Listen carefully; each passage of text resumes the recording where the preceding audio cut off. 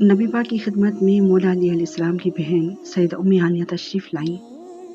اور عرض کرنے لگی، یا رسول اللہ، میں اب بہت بوڑھی ہو چکی ہوں،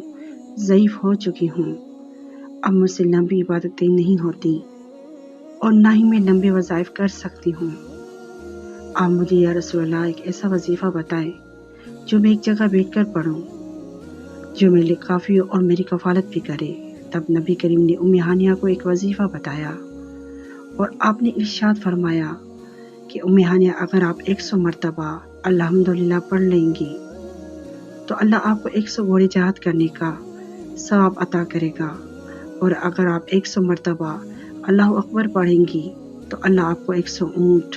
اللہ کی راہ میں قربان کرنے کا ثواب عطا کرے گا،